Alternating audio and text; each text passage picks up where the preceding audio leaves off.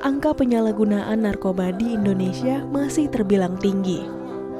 Data dari Kementerian Sosial pada tahun 2020, korban penyalahgunaan narkoba yang dilayani lebih dari 21.000 orang.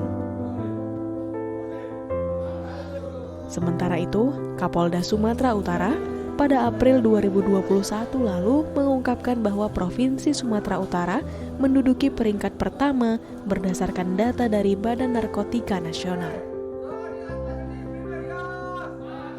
Hal inilah yang mendorong Sarwan untuk membangun pusat rehabilitasi narkoba yang dinamakan Fokus Rehabilitasi Narkotika Indonesia. Sejak tahun 2014, Fokus Rehabilitasi berdiri dan menampung pecandu narkoba dari berbagai daerah di Sumatera Utara. Di Fokus Rehabilitasi ini, metode rehabilitasi dijalankan secara humanis dan penuh dengan rasa persaudaraan. Sehingga para pecandu narkoba yang tengah direhabilitasi tidak merasa tertekan, namun tetap mendapat pembinaan untuk lepas dari kecanduan obat terlarang. Diharapkan dari fokus rehabilitasi ini, Kota Medan dapat mengurangi angka pecandu narkoba dan penyalahgunaannya.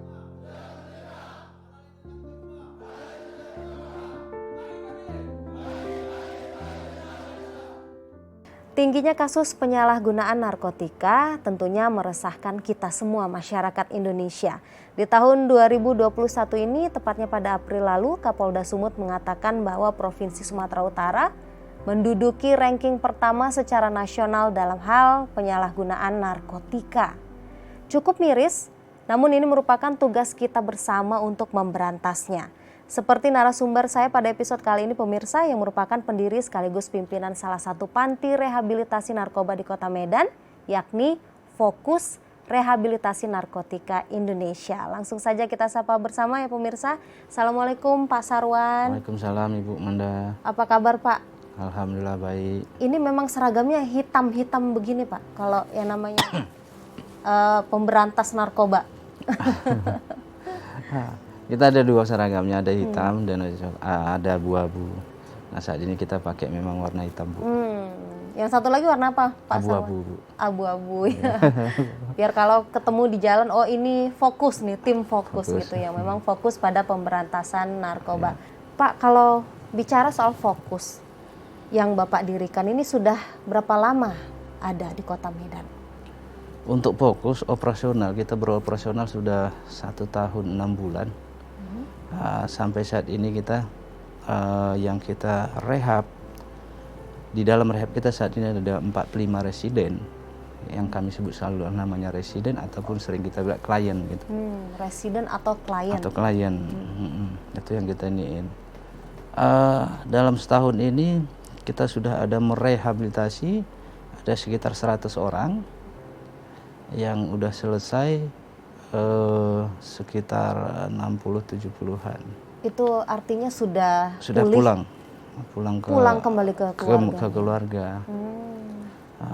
Dari awal berdiri gitu sampai sekarang berarti 100 ya, residen atau klien namanya. Itu berasal dari mana saja Pak? Kalau residen kita yang datang ya ada dari Pekanbaru, berbagai macam kota ya. Oh, berarti di luar provinsi juga? Iya, dari Pekanbaru, dari Kota Cane, dari Tanah Karo, Rantau, tapi kita masih seputaran Sumatera Utara ininya. Nah, Pak, di Fokus Rehabilitasi sendiri ada tahapan-tahapan program gitu ya untuk memulihkan seorang residen ataupun klien gitu. Apa saja tahap demi tahap ini yang hingga akhirnya tadi sudah berhasil ada lebih dari 60 yang sembuh dan kembali ke keluarganya. Iya. Yang pertama mereka awal-awalnya semua kalau pecandu ini adalah pada awalnya tidak mau terima. Mereka itu akan pasti berontak. Karena mereka itu menganggap hak dia dirampas. Begitulah mindset seorang pecandu ini. Nah tahapannya itu adalah begitu kita laporan dari keluarga maupun dari pihak instansi mengantar ke kita, kita akan selalu membuat tempat satu ruangan yang namanya kita sebut adalah detox. Detox itu kita buat situ adalah tempat pengasingan. Kalau pengasingan kita bilang nanti enggak bagus ininya, tapi mereka adalah suatu tempatnya adalah untuk pemutusan zat yang mereka selama ini dipakai. Detox. Nah, detox namanya. Nah, di detox ini ada kita buat situ 30 hari ataupun 1 bulan, itu pun bisa lebih. Oh. Kenapa kita buat seperti itu? Berdasarkan pengalaman kita untuk merehab itu, keberhasilan suatu rehabilitasi merehab teman-teman yang pecandu ini adalah awalnya dari detox. Kalau berhasil di detox, maka dia akan bisa mengikuti ke programnya. Nah, Lanjut ke tahap berikutnya. lanjut tahap berikutnya. Kenapa? 30 hari, disinilah tempat kesadarannya dan keinginan dia itu adalah membutuhkan pertolongan temannya. Nah, sebelum dia sadar, sebelum dia ada keinginan untuk mengikuti ke program dan butuh bantuan orang, maka di detox itu kita nggak akan berikan. Berarti ada yang gagal, tidak bisa melewati tahap pertama ini Pak, tahap detox. Tetap harus kita pertahankan. Oh. Tetap dia harus bisa, cuman jangka waktunya Yang agak lama. yang agak lama. Nah, di dalam detox ini kita berikan mereka semua fasilitasnya. Dan kita tidak mengkekang mereka bahwa mereka itu adalah harus di detox itu harus menyendiri, enggak. Kalau selama ini adalah kita buat itu menyendiri, hanya sendiri, merenungin apa yang dibuatnya. Ternyata itu adalah pola yang kurang baik. Nah, setelah itu yang kita buat seperti informasi mereka akan butuh, kita buat di dalam detox itu adalah televisinya juga kita buat, fasilitasnya kita buat, dan hak mereka kita penuhin semuanya. Sehingga dia di dalam detox itu merasa nyaman. Ini yang kita buat untuk saat ini. Baik, setelah detox Pak, tahap selanjutnya? Ada namanya stabilisasi. Nah, stabilisasi dia keluar dari detox itu masuk ke stabilisasi, dia mengenal program apa yang harus nanti dipelajarinya dan apa aturan-aturan yang harus diikuti di dalam rehabilitasi dan lingkungannya apa-apa yang terdapat lingkungannya. Nah, ini stabilisasi ini ada waktunya, ada 1 minggu yang kita buat situ supaya dia bersosialisasi nanti dengan teman-temannya. Nah, setelah dari stabilisasi maka mereka akan masuk ke program. Nah, di program inilah mereka itu yang harus kita ekstra. Kenapa? Pecandu ini pada umumnya adalah attitude-nya tadinya baik menjadi buruk. Sekarang ini kita kembalikan dia menjadi baik. Itu yang tahap di program. Di sini ada beberapa tahap dia di program ini. Dia kita buat di situ adalah step 1, step 2 sampai step 3. Nah, dari perilakunya yang kita bimbing. Begitu juga cara bicaranya, untuk cara pendidikannya, cara agamanya, moralnya semua akan kita didik di dalam program ini. Nah, di program ini yang kita buat di situ adalah yang paling utama kita buat adalah religinya.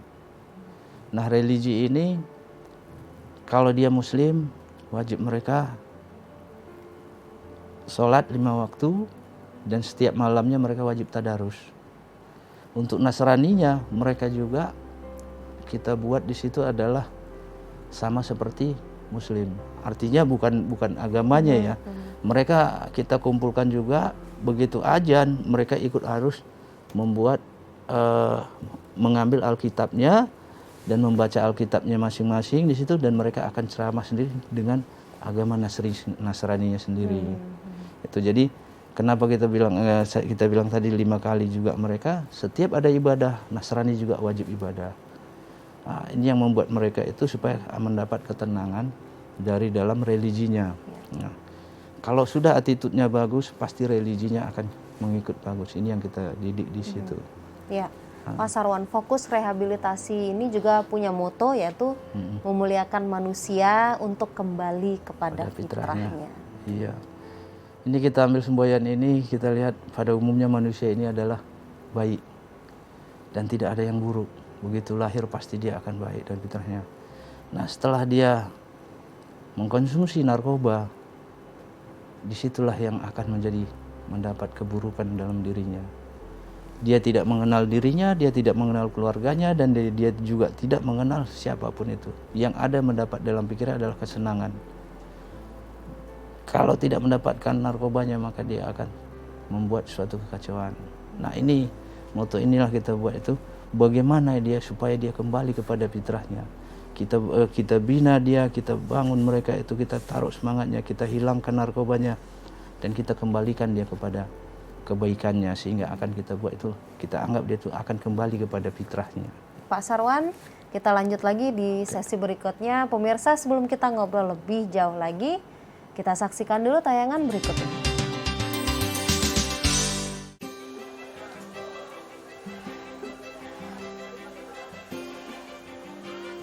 Selain kegiatan rehab, para konselor di fokus rehabilitasi ini juga memberikan pendidikan bahasa Inggris kepada tahanan anak yang berada di Lembaga Pembinaan Khusus Anak atau LPKA kelas 1 Tanjung Gusta Medan. Hal ini dilakukan untuk mendukung program sekolah NKRI yang digagas oleh LPKA kelas 1 Medan beserta Forum Pemerhati Pemasyarakatan.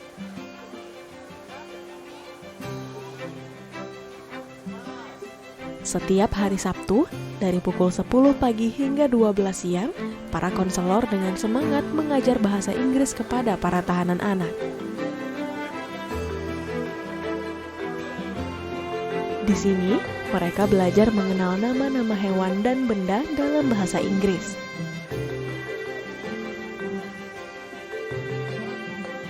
Selain itu, mereka juga diajarkan untuk menyusun sebuah kalimat dalam bahasa Inggris, agar melatih mereka untuk terbiasa mengucapkan kalimat dalam bahasa asing.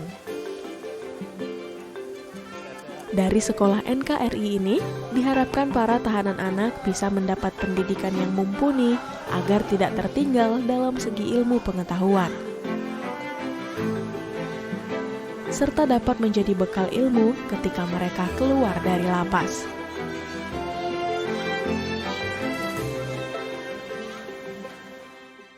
Pak Sarwan, selain menjalankan program pemulihan para pecandu narkoba yang ada di Fokus, tapi para konselor, termasuk juga Pak Sarwan menjadi konselor ini juga mengajar di sekolah NKRI namanya yang ada di lapas anak, khusus anak di Tanjung Gusta Medan. Bagaimana situasi di sana? Ada berapa anak yang sekolah di situ? Iya, makasih Bu Manda. Ini kita udah berjalan masuk ke 3 bulan ya untuk bekerja di lapas anak. Dan ini adalah salah satu kemarin ide yang kita berikan, dan ini adalah program kita buat di Kanwil, di Kemenkumham, dan didukung oleh Pak Kadif, Pak Krisna. Ini luar biasa support mereka bahwasanya ininya. Kenapa kita masuk ke lapas anak? Di dalam lapas itu yang banyak adalah anak-anak semuanya. Nah, mereka ini kita buat sana pendidikannya adalah kenapa terjadi mereka bisa masuk ke lapas anak, pengaruh dari narkoba. Yang pertama, mereka adalah latar pendidikannya kurang, yang kita lihat. Nah, dan saat ini siswa yang di sana kita bina yang untuk mendapatkan ijazah nanti ada 40 orang. Nah, 40 orang ini ada paket A, paket B, paket C. Nah, di sana bukan kita aja yang bekerja. Tapi dari situ ada namanya PKBM yang sertifikasinya untuk memang khusus mengeluarkan ijazah nanti pakai A, pakai B, dan pakai C. Tujuan kita adalah begitu nanti keluar mereka supaya dia tidak akan menggunakan lagi narkoba. Dan di situ kita buat juga, di situ adalah yang kita unggulkan di sana adalah berbahasa Inggris. Di sana. Jadi mengajar berbahasa Inggris. Jadi harapan kita di sana nanti adalah bahwasanya anak-anak ini mempunyai keterampilan berbahasa Inggris. Baik. Selain bahasa Inggris, apa lagi yang diajarkan? Di sana ada moralitas. Jadi tetap kita moralnya itu kita bina dari teman-teman juga, dari penggiat yang lain. itu dari moralitasnya, dari PKBM-nya itu kita gabungkan semua di situ, Bu. Kalau menurut Bapak bagaimana caranya agar orang tua itu bisa membina dan juga mengarahkan anak-anak itu agar mereka tidak terjerumus kepada nafsu? Ya. Kalau di kalangan remaja ataupun di anak sekolah ini ada 4 yang harus kita lakukan, Bu. Yang pertama adalah jadikan anak itu jadi sahabat, jadi teman curhat. Jangan jadikan anak itu adalah menjadi sebagai anak dia. Ini yang untuk zaman sekarang ya, Bu, yang kita observe. Jadikan sahabat. Jadikan sahabat, jadikan dia teman, jadikan tempat curhat. Nah, yang kedua, dia itu adalah pada saat dia berangkat ke sekolah, ini harus kita ekstra.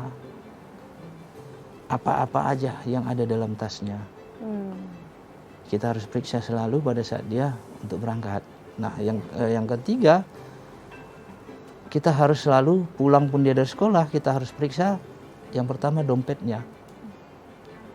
Dompetnya itu apa isinya, tasnya apa isinya lagi kembali. Ya, yang ketiga, itu kita buat lagi adalah untuk kita periksa handphonenya atau teman-temannya. Siapa aja dia berteman, siapa aja dia, teman dia. Yang keempat adalah di kamarnya. Kamarnya itu juga harus kita periksa, apakah isi di dalam kamarnya dan aktivitas dia di dalam kamar itu apa aja. Ada itu suatu kemarin itu bahwasanya anak saya baik, dia tidak pernah keluar dari rumah. Tapi di dalam kamarnya dia itu mengkonsumsi narkoba. Bagaimana dia ini? Karena melalui dari handphone, melalui dari apa aja itu bisa akan datang ininya. Itu tips dari Pak Sarwan, dari fokus rehabilitasi. Kita jeda lagi Pak, kita masih punya sesi terakhir. Pemirsa, apa pendapat mereka tentang fokus rehabilitasi narkotika Indonesia? Berikut tayangannya untuk Anda. Kalau kegiatannya yang biasa dilakuin, seperti biasa dimulai dari jam 5 subuh Kak, itu sholat subuh kan, habis setelah sholat subuh, mereka tidur lagi, habis itu bangun lagi, sarapan pagi, habis itu mandi. Kayak biasa sih, masih kayak kegiatan biasa. Terus ada seminar, ada belajar bahasa Inggris, terus ada sport activity-nya kayak olahraga, mau futsal, ada tenis meja juga gitu Kak. Ya, panti rehabilitasi narkoba ini harus ditingkatkan sih. Jadi terutama sumber daya manusianya, karena memang selama ini banyak orang yang merawat orang dengan adiksi itu berdasarkan pengalaman, tapi nggak bisa. Ya, kecanduan adalah ilmu pasti, ditangani juga harus dengan ilmu. Makanya kita selalu meningkatkan kemampuan internal SDM kita melalui pelatihan-pelatihan yang diadakan oleh Universal Treatment Curriculum Colombo Plan. Sehingga memang tujuan kita nggak banyak sih, mereka bisa pulih, sehat, produktif, dan berfungsi sosial. Nah, pecandu narkoba yang telah direhabilitasi, difokus, itu kemudian dinyatakan pulih. Nah, ini apakah ada di antara mereka, tadi 67 Bapak katakan, sudah ada yang berhasil di tengah masyarakat selain menjadi konselor kembali lagi ke fokus, Pak Sarwan? Sudah banyak ya, Bu. Ya, salah satunya mereka ada, saya sebutlah daerahnya itu daerah Sintis. Deli Serdang ya? Iya, daerah Deli Serdang. Di situ dari awal dia adalah ditakutin.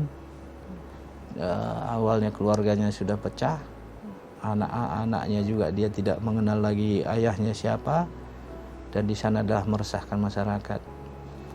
Setelah masuk ke rehabilitasi kita dan hasilnya sekarang ini mereka berkumpul kembali dan usahanya kita bilang alhamdulillah meningkat untuk perekonomiannya baik ini ya, dan di sana juga dia sekarang ini adalah untuk donatur di gerejanya.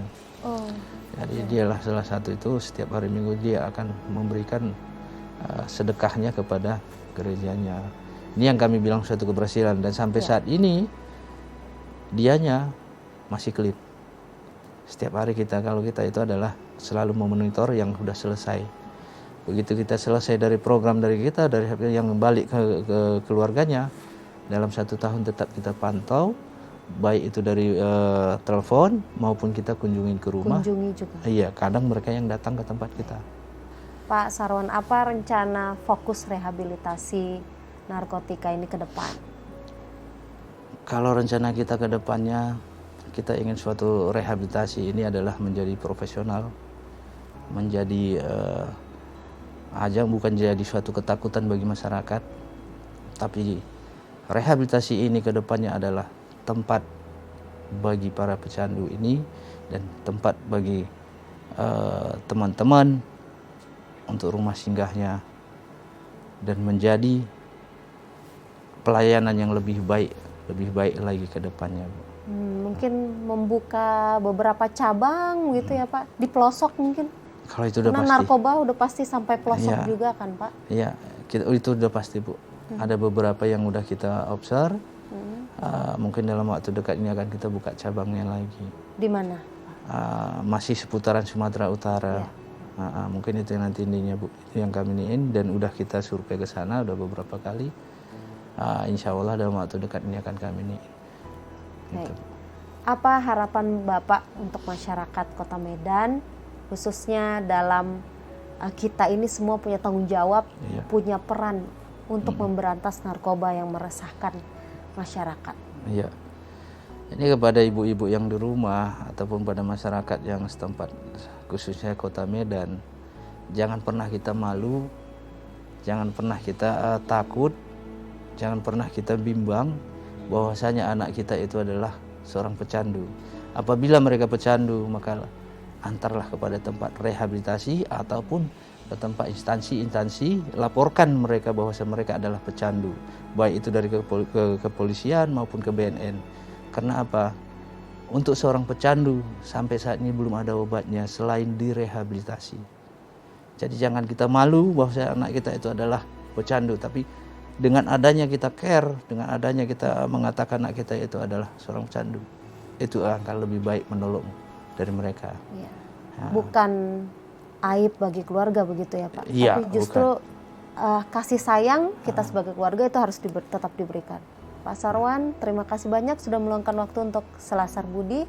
Sukses dan mudah-mudahan impiannya tadi untuk membuka cabang di seluruh pelosok Sumatera Utara ini tercapai ya, terwujud. Oke. Agar sama-sama kita memberantas kasus narkoba. Ya. Pemirsa, memberantas penyalahgunaan narkoba bukan hanya tugas polisi atau panti rehabilitasi. Namun memberantas penyalahgunaan narkoba juga menjadi tugas kita bersama sebagai masyarakat Indonesia.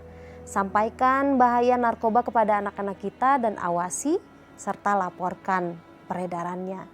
Mari jadikan diri kita bermanfaat bagi orang lain, jaga kesehatan Anda dengan tetap mematuhi protokol kesehatan. Saya Rahma Mandasari pamit, jangan lupa saksikan Selasar Budi selanjutnya, sampai jumpa.